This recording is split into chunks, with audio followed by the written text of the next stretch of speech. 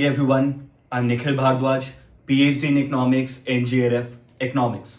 Students, आज के video में मैं बात करूंगा पेपर 1 की, जहां पे हम ये डिस्कस करेंगे कि जो हमारा सबसे पहला यहाँ टॉपिक आता है that is teaching aptitude.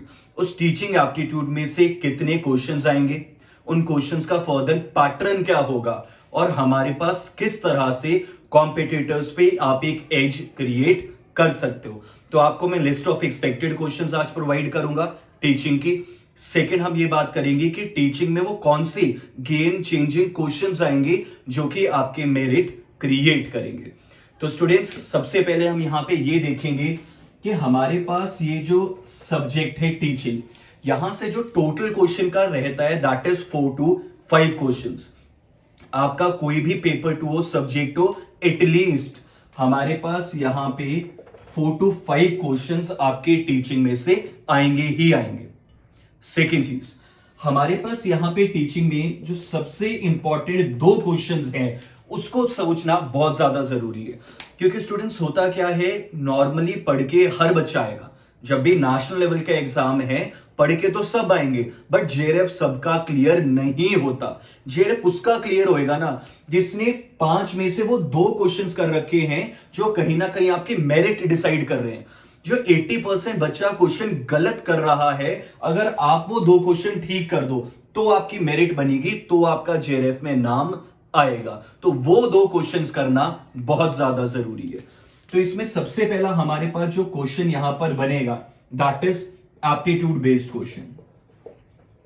Aptitude का मतलब हमारे पास क्या आता है, आपको हाइपोथेटिकल क्वेश्चंस आते हैं टीचिंग में। अगर आप लास्ट 10 ईयर देखोगे तो बहुत ज्यादा आपको हाइपोथेटिकल क्वेश्चंस आएंगे। अब इसका मतलब क्या होता है कि यहां पे किसी थ्योरी से क्वेश्चन नहीं आ रहा, कोई मेथड टाइप इस तरह से क्वेश्चन नहीं आ रहा। जो क्वेश्चन बन रहा है सिचुएशन बेस्ड है, स्टेटमेंट बेस्ड क्वेश्चन है।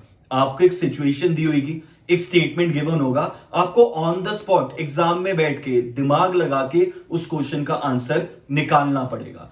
ये बच्चों वही क्वेश्चन है जो 80% बच्चा एग्जामिनेशन हॉल के बाहर आके अगर पूछो पेपर कैसा हुआ, कितने ठीक हो रहे, तो वो एक ही चीज बोलता है कि मुझे नहीं पता कितने हो रहे, मैं करके आ गया बट नहीं पता कितने ठीक है। क्योंकि हाइपोथेटिकल क्वेश्चंस होते हैं, ये एप्टीट्यूड क्वेश्चंस होते हैं जहां पे आपको नहीं पता कि जो आपने करेक्ट आंसर टिक किया है वो एक्चुअल में सही है या नहीं। तो हमारे पास एप्टीट्यूड में होगा, बेसिक एग्जांपल लेते हैं। फॉर एग्जांपल, आपकी आंखों के सामने एक कार का एक्सीडेंट हो जाता है। कई लोग बोलेंगे कि हमारे पास कार वाले की गलती थी, कई लोग बोलेंगे किसी दूसरे की गलती थी, कोई बोलेंगे कि जल्दी से हॉस्पिटल लेकर जाओ, कोई वहां वीडियो शूट कर रहे होंगे। समझ रहे हो, उस पर्टिकुलर सिनारियो में, सिचुएशन में हर एक इंडिविजुअल कुछ ना कुछ अलग बोलेगा, अलग करेगा, बट करेक्ट आंसर तो एक ही होगा ना हमारे पास। वही यहां पे प्रॉब्लम थी एप्टीट्यूड में कि अगर क्लास में बच्चे बहुत ज्यादा शोर मचा रहे हैं तो एज ए टीचर आप क्या करोगे। अब आप बोलोगे मैं बच्चों को क्लास के बाहर निकाल दूंगा, मैं उनके पेरेंट्स को बुला लूंगा, मैं प्रिंसिपल्स के पास कंप्लेंट कर दूंगा, या मैं उन्हें पनिशमेंट दे दूंगा। समझ रहे हो, बट हमें आंसर तो इन 4 में से एक ही होगा ना, करेक्ट होगा। तो हमारा जो थिंकिंग है ना, हमारी ये जो कॉग्निटिव डोमेन है, उसको एक ही जगह पे लेकर आना है कि जब भी हाइपोथेटिकल क्वेश्चन आए वो एक करेक्ट ऑप्शन कौन सा होगा और क्यों होगा। इसी चीज के बारे में मैं अपने फर्स्ट लेक्चर में डिस्कस करूंगा और आपको इससे क्वेश्चंस प्रैक्टिस करने को दूंगा टेलीग्राम पे। स्टूडेंट्स, टेलीग्राम चैनल का जो हमारा लिंक है वो डिस्क्रिप्शन पे मैंने मेंशन किया है। 6000 प्लस स्टूडेंट उसमें ऑलरेडी हैं, तो आप लोग भी उसको ज्वाइन कर सकते हो। तो एक तो हमारे पास है एप्टीट्यूड बेस्ड क्वेश्चन, आपका यहां पे इंपॉर्टेंट रहेगा। सेकंड क्वेश्चन आपको यहां पे इंपॉर्टेंट रहेगा मेथड्स ऑफ टीचिंग। और मेथड्स का मतलब क्या है, टीचिंग में जनरली 2 तरह के मेथड्स है। एक आता है जो सालों साल से चलता रहे, कन्वेंशनल मेथड है, जो ट्रेडिशनल मेथड्स है, जो जैसे कि हमारा क्लासरूम टीचिंग, जैसे कि लेक्चर मेथड। आप सबने भी ग्रेजुएशन मास्टर्स क्लासरूम में बैठ के की होगी। वहां पे टीचर लेक्चर डिलीवर करता है, प्रॉपर टाइम टेबल होता है, स्केड्यूल होता है, पूरा सारा का सारा सिस्टम है वो रिजिड होता है। तो वो बेसिकली क्या है, ट्रेडिशनल मेथड है। क्लासरूम टीचिंग है हमारे पास, इनफ्लेक्सिबल है हमारे पास। तो मेथड में एक तो आपके पास कौन सा आ जाएगा, ट्रेडिशनल मेथड आ जाएगा, कन्वेंशनल मेथड जैसे lecture method, discussion method, demonstration method, ये सारा। दूसरा जो मेथड आता है वो ज्यादा इंपॉर्टेंट है, जो कि है मॉडर्न मेथड। जैसे अभी हो रहा है, आप यूट्यूब के थ्रू लेक्चर्स देख रहे हो, आप ऑनलाइन टेस्ट सीरीज ज्वाइन कर रहे हो, आप ऑनलाइन कॉन्फ्रेंस, सेमिनार्स, ये सारी चीजें अटेंड कर रहे हो। तो जहां पे भी टेक्नोलॉजी का यूज करके लेक्चर्स डिलीवर किए जा रहे हैं, टीचिंग लर्निंग हो रही है, उसे हम क्या कहेंगे? मॉडर्न मेथड कहेंगे। तो आपको एक क्वेश्चन यहां से भी बनेगा मेथड्स ऑफ टीचिंग में से। तो स्टूडेंट्स, ये दो क्वेश्चन है जो कहीं ना कहीं आप लोगों की मेरिट को डिसाइड करेगा। तो जब भी एग्जाम में यहां से क्वेश्चन निकले ना, गलत नहीं करना आप लोगों ने, या आपने पहले मेंटली प्रिपेयर हो जाना है कि यहां से क्वेश्चन है मेरिट वाला है, ये गलत नहीं करना है। तो ये हमारे पास दो चीजें थी। इसके बाद जो नेक्स्ट हमारे पास तीन क्वेश्चंस आ जाएंगे, वो काफी ज्यादा इंपॉर्टेंट रहेंगे, ध्यान से सुनना। अब सबसे पहला होता है कि टीचर का जस्ट एक पर्पस नहीं कि टीच करना, सिलेबस करना या करिकुलम कराना।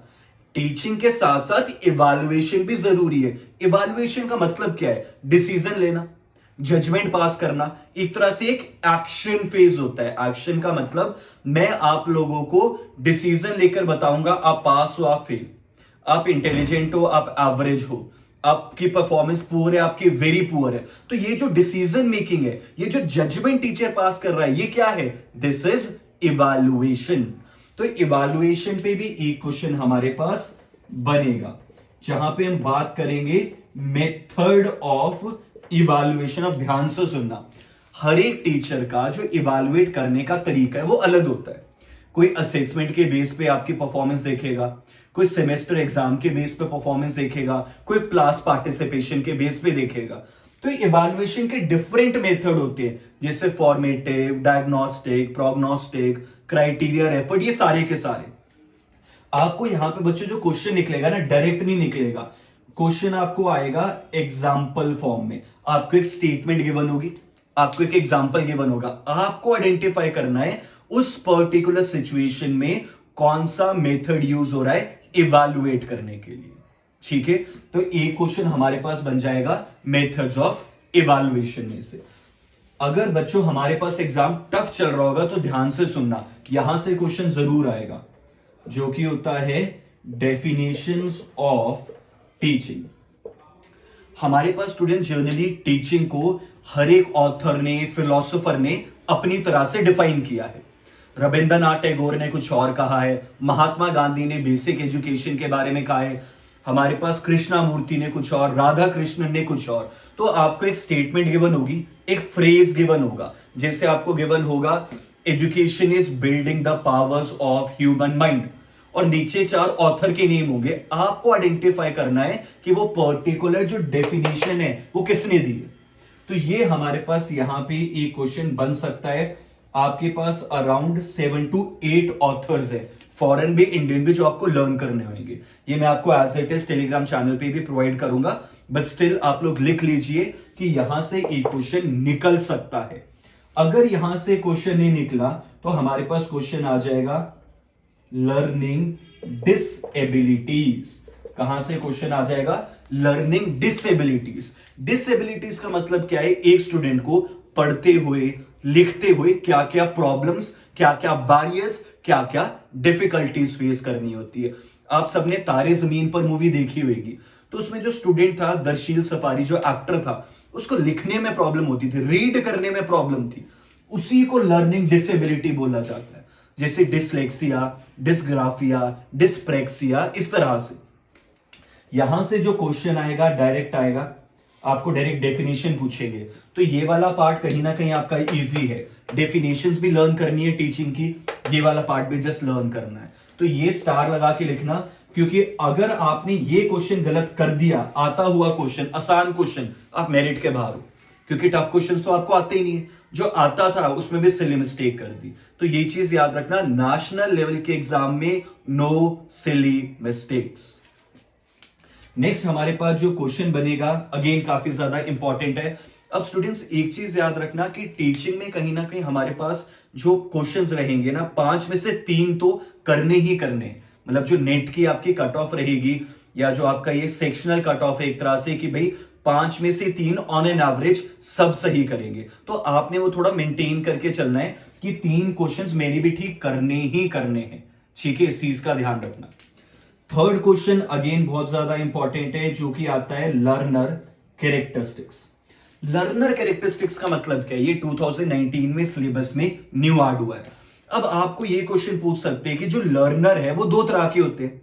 एडल्ट भी लर्नर है। लर्निंग क्या है? सीखना तो एक नेवर एंडिंग प्रोसेस है ना, कभी खत्म नहीं होएगा। एडल्ट है वो भी लर्न कर रहा है। एडोलेसेंट यानी कि जो बच्चा है, छोटा है, वो भी लर्न कर रहा है। तो ये पूछ सकते हैं कि दोनों में डिफरेंस क्या है। एक एडल्ट की लर्निंग में, एक एडोलेसेंट बच्चे की लर्निंग में डिफरेंस क्या है? क्वेश्चन बन सकता है, एक बार पेन डाउन कर लो, सारे क्वेश्चन लिखो। Which of the following is not a characteristic feature is not a characteristic feature of adult learner। मुझे ये पूछा है इनमें से एडल्ट लर्नर की कैरेक्टरिस्टिक कौन सी नहीं है। तो मुझे ऑप्शंस दिए होंगे, फॉर एग्जांपल टीचर डिपेंडेंट, कि बच्चा टीचर पे डिपेंडेंट है। दूसरा हमारे पास आ जाएगा गोल ओरिएंटेड। तीसरा हमारे पास आ जाएगा प्रैक्टिकल इन नेचर। फोर्थ हमारे पास आ जाएगा बेस्ड ऑन रिवॉर्ड।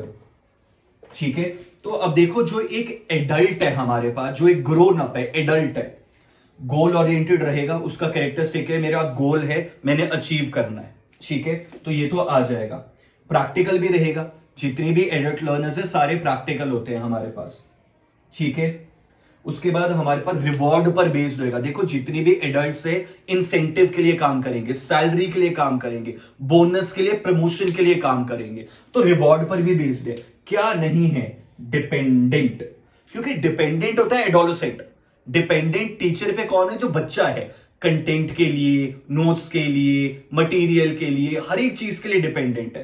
तो ये मेरा इस तरीके से क्वेश्चन यहां बन जाएगा। तो लर्नर कैरेक्टरिस्टिक हो गया, इवैल्यूएशन हो गया, मेथड्स हो गया, एप्टीट्यूड बेस्ड क्वेश्चन हो गया, डिसेबिलिटीज होगी। ये मेन आपके टॉपिक्स रहेंगे जो कि हम लोग डिस्कस करते हैं टीचिंग में। अब मैं जब आपको टीच करूंगा, मैं और भी एक्स्ट्रा चीजें आपको पढ़ाऊंगा, बट ये आपकी एक लिस्ट ऑफ एक्सपेक्टेड क्वेश्चन रहेगी टीचिंग एप्टीट्यूड की। तो टोटल बच्चों 5 क्वेश्चन है, जिनमें से आपकी जो कट ऑफ रहेगी दैट इज 3। करने ही करने आप लोगों ने, ये चीज ध्यान में रखना। ठीक है, एग्जाम को अप्रोच करने के स्टूडेंट्स एक चीज याद रखना पेपर 1 में, कि आपके ना टीचिंग में और रिसर्च में इनमें से एक सब्जेक्ट पक्का होना चाहिए। पक्का का मतलब है यहां से क्वेश्चन आपका गलत नहीं होना चाहिए। दूसरा, एनवायरमेंट और कंप्यूटर में से एक सब्जेक्ट करना ही करना है, क्योंकि ये दो ऐसे सब्जेक्ट है जो 10th क्लास के बाद किसी ने नहीं पढ़े और कहीं ना कहीं थोड़े से टेक्निकल भी है। ठीक है, तो कंप्यूटर और एनवायरमेंट, इनमें से आपने एक सब्जेक्ट करना है। कॉम्प्रीहेंशन आप 5 के 5 इजीली कर लोगे। ठीक है, सिलॉजिम्स का जो पार्ट है, संस्कृत वाला पार्ट है, इंडियन लॉजिक, व्यापति, अनुमाना, प्रमाणास, हेत्वाभास, वो सब मैं आपको पक्का करवाऊंगा। तो कहने का मतलब है घर से आपको पता होना चाहिए, टीचिंग में मेरे 3 मार्क्स आ जाएंगे। कंप्यूटर अगर आपने सिलेक्ट किया है उसमें 4 मार्क्स आ गए। कॉम्प्रीहेंशन में आपके 5 आ गए। स्लॉग्स में आपके 4 आ गए। तो आपको इस तरह से पता होना चाहिए कि कहीं ना कहीं 12 से 13 क्वेश्चन घर से आपके तैयार होने चाहिए। मतलब घर से आपको ये कि 12 से 15 क्वेश्चन मैं घर से प्रिपेयर करके जा रहा हूं। फिर एग्जाम में आपके जो पेपर 1 की कट ऑफ है, मतलब जो मैंने रखी है कि इतने आपने करने ही करने, अगर आप नेट और जेआरएफ के लिए जा रहे हो, तो दैट इज 32 एंड 32 अबव आपके होने चाहिए। तो सोचो अगर 15 क्वेश्चन आपके घर से ही प्रिपेयर्ड है तो एग्जाम में बर्डन कितना कम हो जाएगा। सिर्फ 17 क्वेश्चंस करने आपने, 30 में से 17 क्वेश्चंस करना वर्स्ट टू वर्स्ट सिनेरियो है। 30 में से 17 आप इजीली कर लोगे, जब 4 महीने पढ़ के जा रहे हो इजीली हो जाएगा। बट एक स्ट्रैटेजी, एक विजन होना चाहिए। पढ़ना मैटर नहीं करेगा, एक टाइम के बाद सब बच्चा पढ़ के आएगा। मैटर करेगा आपका विजन क्या है, स्ट्रैटेजी क्या है, एक्यूरेसी क्या है, थ्योरेटिकल नॉलेज को एमसीक्यू में कन्वर्ट किया है या नहीं किया है। क्योंकि मैक्सिमम बच्चा क्या करेगा, सिर्फ पढ़ के चले जाएगा, नोट्स पढ़ लेगा, थ्योरी रट लेगा, दैट्स इट। उस क्वेश्चंस को प्रैक्टिस करना बहुत जरूरी है, उस थ्योरेटिकल नॉलेज को एमसीक्यू में कन्वर्ट करना जरूरी है। ठीक है स्टूडेंट्स, तो फर्दर आप चैनल को जरूर सब्सक्राइब कर लीजिए। नेक्स्ट लेक्चर में मैं टीचिंग को फर्दर कंटिन्यू करूंगा। फर्स्ट जो टॉपिक है टीचिंग का, वहां से शुरुआत करेंगे। हमारा टेलीग्राम का जो चैनल है जहां पे मैं नोट्स, टेस्ट सीरीज सब प्रोवाइड करता हूं, उसका लिंक डिस्क्रिप्शन में मेंशन्ड है। तो आप टेलीग्राम चैनल भी जरूर ज्वाइन कीजिए। पूरी यूजीसी नेट पेपर 1 और इकोनॉमिक्स की प्रिपरेशन यहां पर होगी। पढ़ने के अलावा क्या चीजें मैटर करती है वो सब आपको बताया जाएगा। Best of luck.